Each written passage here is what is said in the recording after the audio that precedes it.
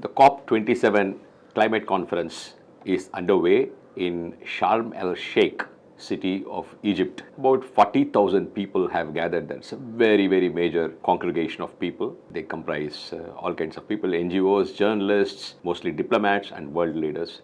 They are all gathered there to talk about, yet again, about climate change and what to do in order to mitigate climate change and how to cope up with the deleterious effects of climate change.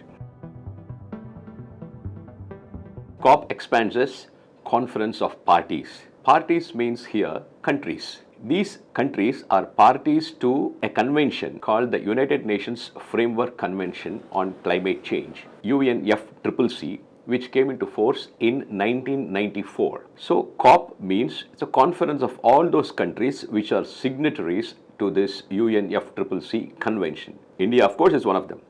There are about 195 countries which are members of UNFCCC, practically covers the entire world.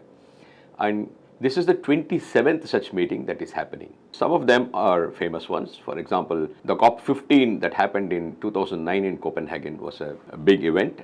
Of course, it ended in a failure because it was expected to result in something substantial and a major agreement. It didn't happen. However, a lot of things got redeemed by 2015 in the COP21 of Paris, which resulted in this now famous Paris Agreement. Experts have described this COP as an implementation COP. It's not expected to result in any major agreement.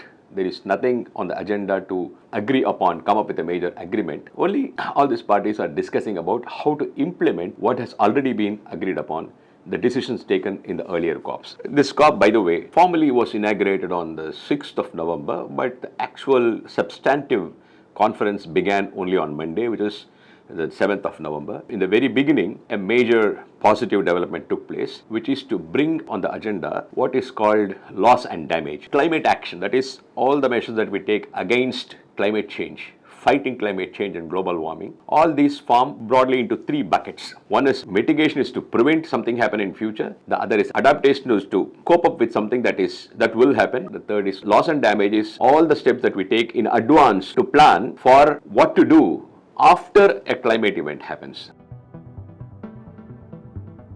This loss and damage is very important, particularly important for all these small island nations, poor nations, low-lying nations. Could be Bangladesh. It's certainly a low-lying nation, very vulnerable to climate change. And experts say half of the country could be underwater in 50 years. Prime Minister of Barbados made this point. Developed countries borrow money at 4%. Developing countries borrow money at 14%. Now, how do you expect a small country which has been hit by a climatic event to borrow money at 14% and try to rehabilitate itself? Very difficult unless something happens, unless there is a transfer of funds from the developed countries to developing countries. That finally has been brought onto the agenda. Now let me stress here, what has been decided is to start discussing loss and damage. That is one major event that has happened in the first initial stages of this particular COP, and even that is considered to be a very significant development.